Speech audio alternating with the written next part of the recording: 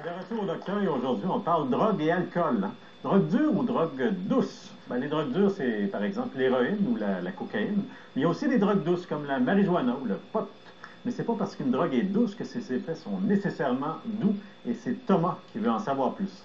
Bonjour les docteurs. Je viens de lire une étude qui affirme que fumer du pot de temps en temps peut affecter le quotient intellectuel. Est-ce que c'est vrai? Merci Thomas. Avec nous, on a un professeur de l'école de psychoéducation de l'Université de Montréal qui est spécialisé en toxicomanie, aussi président et fondateur et porte-parole en fait de Grippe Montréal, le groupe de recherche et d'intervention psychosociale. Donc avec nous, Jean-Sébastien Fallu. Bonjour Jean-Sébastien.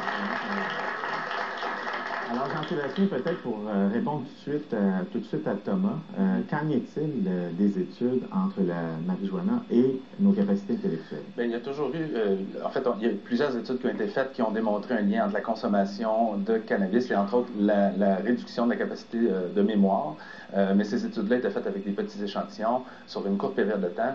Donc on avait un doute, mais c'était pas si clair. Oui, c'est ça, exactement. Et là, cette nouvelle étude-là qui est sortie repoussait certaines de ces limites-là en suivant des jeunes pendant plus de 20 ans de manière prospective dans le temps. Oui, plus de 20 ans, et avec un très grand échantillon.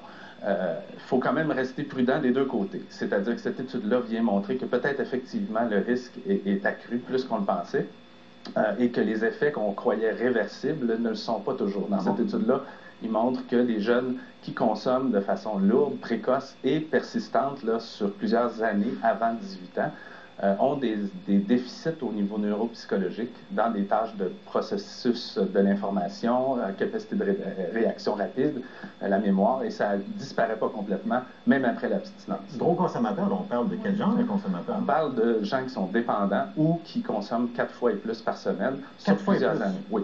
On n'a pas trouvé de déficit au niveau des capacités intellectuelles chez les adultes et ni chez ceux qui ne consommaient pas de façon importante. Okay. Si les adolescents consommaient de façon importante, mais pas sur toutes les années mesurées, il y avait quand même un léger déficit. Il faut rester prudent parce que c'est dans la marge d'erreur, des fois, là, des tests. Mais ceux qui consommaient de manière plus de 4 fois par semaine sur 3 ans à l'adolescence ont des déficits jusqu'à l'âge adulte au niveau du quotient intellectuel de tâches psychologiques. Maintenant, tu dis, on a suivi 20 ans. Il y a 20 ou 30 ans même, est-ce que le pot était la même chose que la substance d'aujourd'hui au niveau de la concentration, par exemple? Non, le principal ingrédient actif, c'est le THC, tétrahydrocannabinol. Avant, dans les années 60-70, il y avait environ 1 à 3 de THC dans le pot. Maintenant, selon les données de saisie de la GRC, c'est autour de 7-8 ça peut aller plus haut. Bon, donc on parle du triple et plus là, oui, de la concentration. Ça. Peut-être que les consommateurs ajustent leur consommation en consommant moins. Ouais. On ne sait pas exactement. Mais c'est plus puissant, effectivement. Et il faut donc être plus prudent. Et par rapport à l'étude, comme je disais, il faut être prudent en ne pensant pas que c'est bénin. Mais il faut aussi quand même rassurer les gens, c'est des consommateurs lourds. Et ils ne sont pas beaucoup dans l'étude. Ce n'est qu'une seule étude, même s'il faut la prendre au sérieux. C'est quand même, il y a des limites importantes à cette étude. Quand on parle de consommateurs lourds, ça veut dire qu'ils prennent peut-être autre chose? Oui, effectivement, très bon point. C'est que même si on contrôle dans cette étude-là pour les diagnostics de dépendance aux drogues dures, les consommateurs lourds sont systématiquement tous des consommateurs aussi d'alcool et souvent, très souvent de drogues dures. Donc, c'est difficile de savoir vraiment, même si on a contrôlé, ils consomment tous. Donc, est-ce que c'est le pot? Est-ce que c'est la surconsommation d'alcool? Est-ce que c'est les drogues dures ou le mélange de tout ça? C'est difficile de savoir, mais il faut rester prudent. Mais chose certaine, c'est qu'un des liens forts, c'est le fait de débuter tôt et d'en consommer pendant plusieurs années par rapport aux résultats chez les adultes. Oui, exactement. Chez les adultes, on ne voit pas ce déficit-là. Exactement. Et si, on sait que le cannabis, c'est une étude de plus, mais on savait qu'il y avait des conséquences à consommer tôt et de façon lourde. Il y en a peut-être une de plus. Il y a effectivement des risques au niveau de la dépendance, des opportunités de vie, mais ça ne veut pas nécessairement dire qu'il faut interdire et prohiber cette substance-là si c'est l'argument qu'on veut faire, parce qu'il y a d'autres éléments à considérer que la toxicité. En tout cas, c'est une mise en garde quand même importante. Ça se fait penser, c'est bien. Bien, merci beaucoup. Merci beaucoup pour les informations. Donc, la drogue a des effets sur le cerveau, mais aussi sur d'autres organes, évidemment. C'est Claudine de Sherbrooke qui a un bon exemple. Bonjour les docteurs, j'ai pris de la drogue quand j'étais plus jeune. Suis-je plus à risque de développer des maladies cardiaques? En fait, oui, la drogue affecte le cœur, mais c'est surtout en aigu, au moment de la consommation, que ça va affecter ça, et de plusieurs façons. Peut-être un exemple le plus grave qu'on peut trouver, en fait, c'est les gens qui s'injectent des drogues. Et quand on s'injecte une drogue, donc à travers une veine, évidemment, il y a des bactéries qui peuvent être injectées également. Et ces bactéries-là, ça peut causer ce qu'on appelle une endocardite, c'est-à-dire une infection qui se situe vraiment à l'intérieur du cœur, donc une infection très grave à ce moment-là. Oui, et on a un cœur ici, un exemple de cœur, et si j'ouvre le devant du cœur, vous allez voir, il y a 4 chambres différentes dans le cœur, et on a des valves qui séparent chacune de ces chambres-là ici. On en a une ici, on en a une là, tout ce qui est en blanc. Le sang passe au travers ces valves-là. Donc, la valve, celle-ci en particulier, peut être affectée par une infection parce qu'elle draine tout ce sang-là qui peut avoir été contaminé par des bactéries. Et les autres valves aussi peuvent être touchées.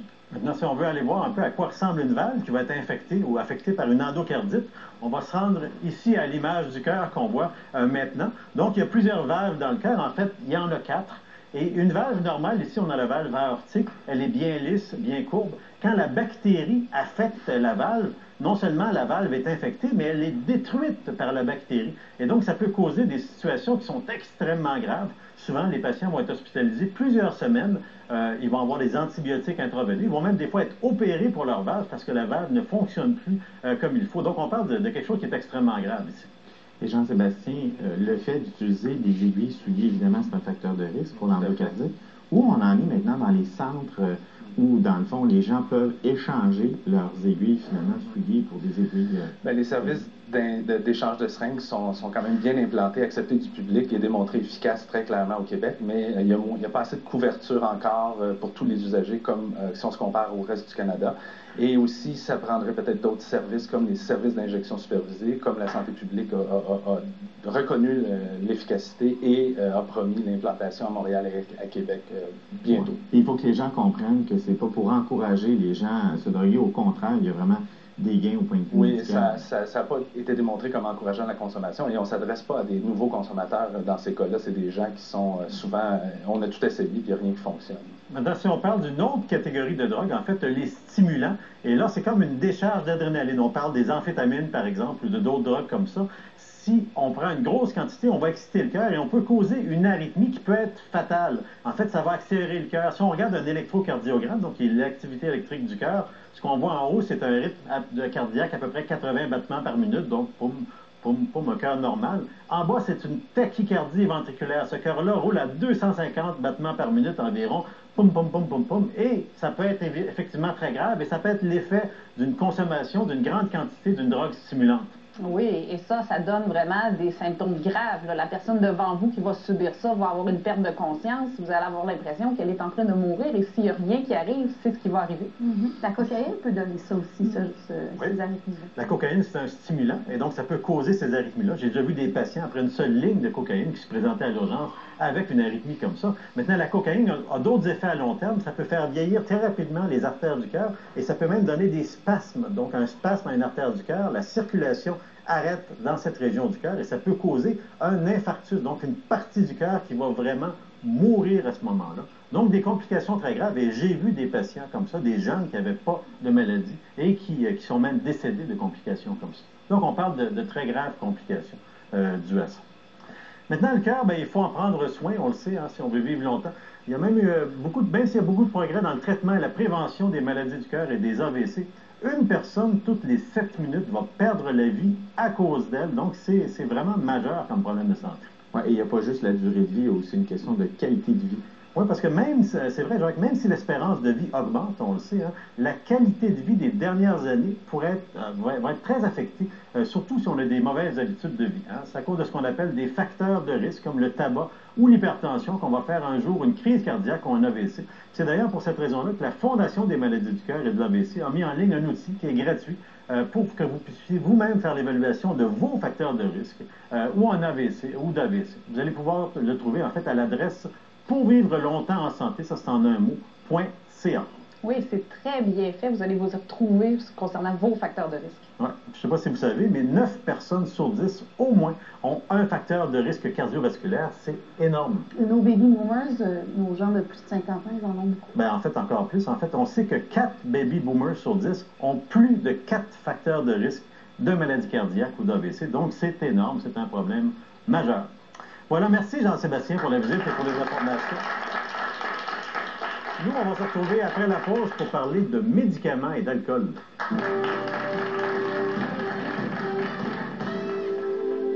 Après la pause. J'ai vu des gens arriver à l'urgence après avoir consommé de l'alcool en quantité qu'ils jugeaient raisonnable par rapport à ce qu'ils prenaient avant, mais parce qu'ils étaient sous médication, ça a eu des effets néfastes, des gens dans le coma qui étaient à risque. Et plus tard, Il y a 2 ans, ils m'ont diagnostiqué TDA, trouble de l'attention. Mon médecin m'avait prescrit du Concerta.